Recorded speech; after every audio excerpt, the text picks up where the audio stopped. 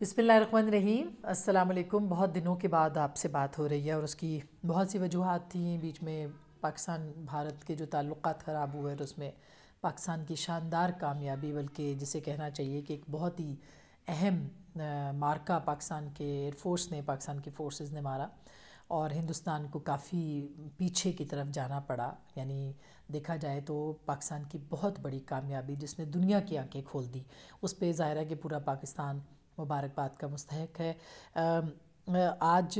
بات اس لیے کر رہی ہوں کہ بہت ہی اہم جو دن ہے ان کا آغاز ہونے جا رہا ہے، اور آپ نے دیکھا ہوگا کہ ایک بڑا مرحلہ جو کہ پاکستان کے اوپر ایک تلوار لٹک رہی تھی، اقوام متحدہ کی جو سیکیورٹی کمیٹی ہے، کونسل ہے، اس کے اندر مسعود اظہر کے خلاف جو چارج شیٹ تھی یا ان کے خلاف جو ایک قرارداد آ رہی تھی، اس کو چائنا نے ویٹو کر دیا۔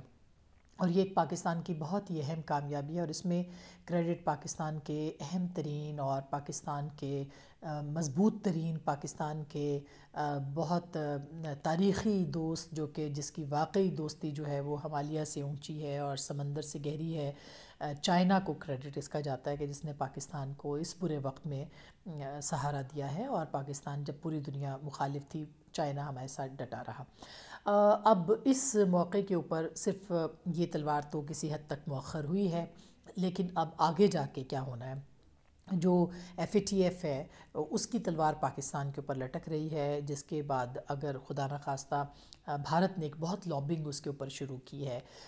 جو وہاں کا ایک اہم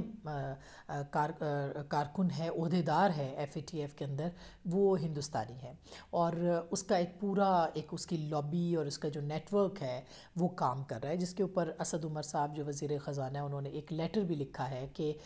اگر ایف اے ٹی ایف کے اندر اسی طرح یک طرفہ قسم کی چیزیں ہوتی رہیں گی تو ظاہر ہے ہمیں انصاف کی، یا ہمارے لیے جو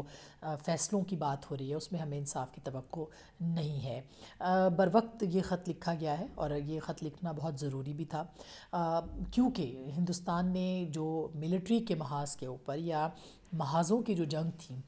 اس کے اوپر شکست پانے کے بعد ایک پورا پاکستان کے خلاف جو ہے وہ نیٹ ورک بنا لیا ہے، اور پاکستان کے خلاف پوری ایک کیمپین اس نے شروع کر رکھی ہے، لابنگ شروع کر رکھی ہے، تاکہ کسی طریقے سے یہ جو ایف اے ٹی ایف ہے اس کے اوپر عمل درآمد کروایا جائے اور پاکستان پہ پابندیاں لگائی جائیں، یعنی یہ الزام عائد کیا جائے کہ پاکستان ٹیرر فائننسنگ کر رہا ہے، دہشت گردوں کی مالی معاونت کر رہا ہے، وغیرہ وغیرہ وغیرہ۔ اب اس سے نکلنا پاکستان کو بہت ضروری ہے، اور اگر خدا نخواستہ ہم اس سے نہیں نکلتے ہیں تو ظاہر ہے کہ پاکستان کو اس کے بڑے نقصانات ہوں گے۔ ہم آئی ایم ایف کے پاس جا رہے ہیں جو کہ اگین مؤخر ہو گیا ہے، جس کو کہ جون میں ہمیں امید تھی کہ پیسے ملیں گے، وہ نہیں مل پا رہے، اور ایک طرح سے پاکستان بڑی ٹائٹ سچویشن میں آ سکتا ہے۔ دوسری طرف یہ ہے کہ پاکستان نے بجٹ دینا ہے، اسی طرح سے یو اے ای نے جو ہم سے $3.2 بلین جو 3.2 ارب ڈالر کا وعدہ کیا تھا، وہ بھی ہمیں اس کے اندر بھی کچھ خدشات لاحق ہو گئے ہیں، اور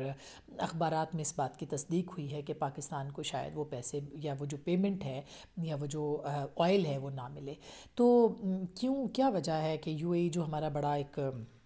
قریبی دوست ہے، اس نے ہمارے ساتھ اس طرح کی خبریں ایسی آ رہی ہیں، اللہ کرے کہ یہ آنے والے دنوں میں یہ خبریں تبدیل ہو جائیں۔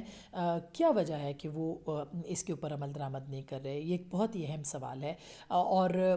پاکستان کو کیا کرنا چاہیے؟ کب تک ہم لوگوں کی امداد کے اوپر جو ہے وہ یقین کریں گے؟ اور ہماری اکانومی کیوں اتنی خراب ہو گئی ہے؟ بجٹ کیسے آئے گا؟ آلریڈی افراط زر کی شرح بہت بڑھ گئی ہے، یعنی مہنگائی بہت بڑھ گئی ہے، ایک کرائسس کسی سچویشن پاکستان کے پاس اس وقت موجود ہے۔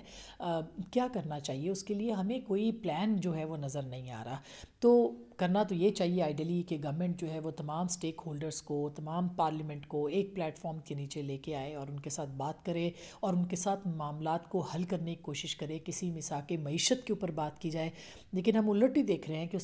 اس کے بغیر ایسا کرنے کے علاوہ سب کچھ ہو رہا ہے، یعنی اپنے جو حریف ہیں ان کے اوپر الزام تراشیاں ہیں، کبھی کسی کی انگریزی کے اوپر بات ہو رہی ہے، کبھی کسی کی اردو پہ بات ہو رہی ہے، کبھی کسی کا باپ کا نام کیوں نہیں لگا رہے، کبھی کسی کے ماں کا نام کیوں نہیں لگا رہے۔ تو یہ بڑی افسوسناک صورتحال ہے۔ میں خیال ہے حکومت پاکستان اگر اس کو کنسیڈر نہ انہوں نے کیا، پوری قوم کے اندر یکجہتی پیدا نہ کی اس معاملے کے اوپر بھی، تو میرا خیال ہے کہ آنے والے دن بہت